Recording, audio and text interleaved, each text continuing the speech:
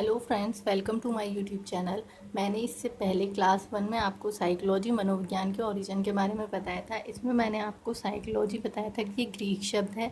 ये साइके plus logy 2 शब्दों से मिलकर बना है, जिसका अर्थ है आत्मा का अध्ययन। तथा मैंने इसके 4 कॉन्सेप्ट बताए थे, जिसका शॉर्टकट ये बताया था आ मा चा वा। आ से आत्मा, मा से मन, चा से चेतना, वा से व्यवहार। मैंने इसके कॉन्सेप्ट 2 कॉन्सेप्ट बता दिए थे तथा ये बताया था कि जो पहला कॉन्सेप्ट आत्मा का था तथा दूसरा कॉन्सेप्ट जो था वो था मन का। यह दोनों मूर्त नहीं है, ये अमूर्त चीज़ें हैं। तो ये 1870 तक ही मान्य रहता। अब आता है कॉन्सेप्ट थर्ड। कॉन्सेप्ट थर्ड जो था वो था चेतना का अध्ययन। चेतना के अध्ययन के जो समर्थन करते थे विलियम जेम्स तथा विलियम वुंट और टिचनर थे। विलियम वुंट ने क्या किया था, 1879 में लिप्सिंग विश्वविद्यालय में मनोविज्ञान की पहली प्रयोगशाला खोली थी। जो लिप्सिंग विश्वविद्यालय है ये कहाँ का है, यह जर्मनी में है। इन्होंने पहली मनोविज्ञान शाला खोली थी और जो मनोविज्ञान है उसे दर्शन शास्त्र से अलग कर दिया था। इसलिए विलियम वुंट को दर्शन शास्त्र से मनोविज्ञान को अलग करने का श्रेय जाता है।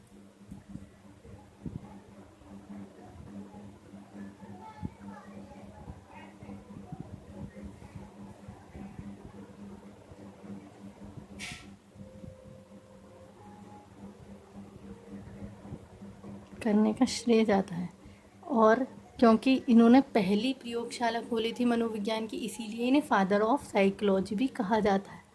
फादर ऑफ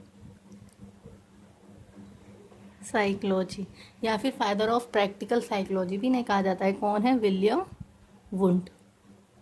लेकिन इसमें क्या होता है कि जो हमारी चेतना है, हर आदमी की चेतना अलग अलग होती है। किसी व्यक्ति की कुछ और समझ है तो किसी व्यक्ति की कुछ और समझ।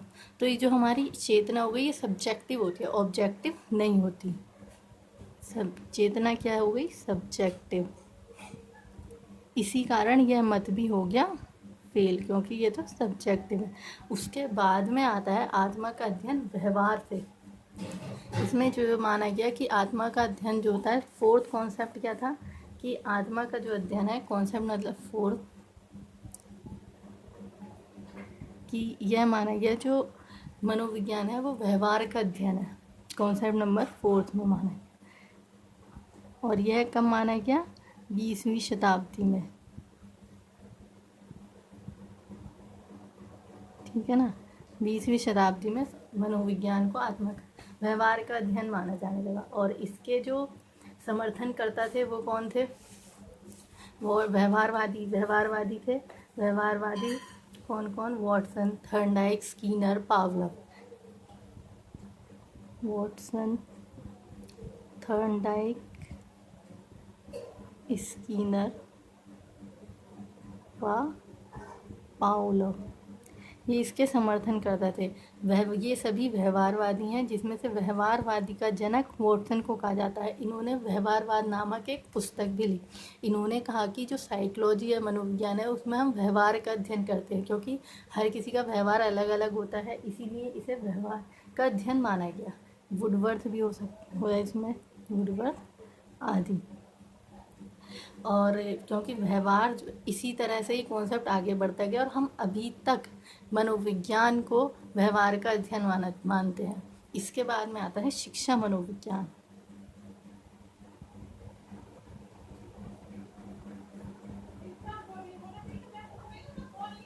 शिक्षा मनोविज्ञान के जनक कौन थे, शिक्षा मनोविज्ञान के जनक थे थर्नडाइक।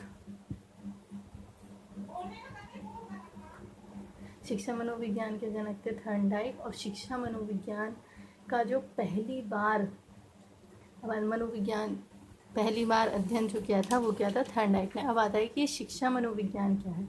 शिक्षा मनोविज्ञान जो होती है, शिक्षा मनोविज्ञान ये मनोविज्ञान की एक शाखा है, क्योंकि ये शिक्षा, इसमें क्या करते हैं कि जो शिक्षा से संबंधित प्रॉब्लम्स होती हैं उनके व्यवहारों को चेक करते हैं।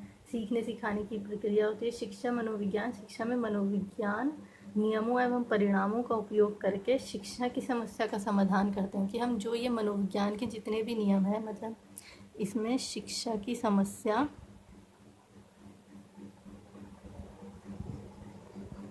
मनोविज्ञान के नियमों व परिणामों द्वारा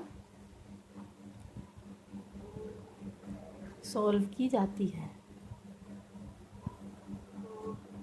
और इसका जो प्रमुख उद्देश्य है वो यही होता है कि शिक्षा मनोविज्ञान क्षेत्र में उन्नति करना। आई होप आपको ये वीडियो पसंद आई होगी। अगर आपको ये वीडियो पसंद आई है तो प्लीज़ लाइक, शेयर और सब्सक्राइब करें। और इसी के साथ हमारा ओरिजिन ऑफ साइकोलॉजी ख़त्म हो गया है। अगली वीडियो में हम एक नया टॉपिक लेके आएंगे। Thank you.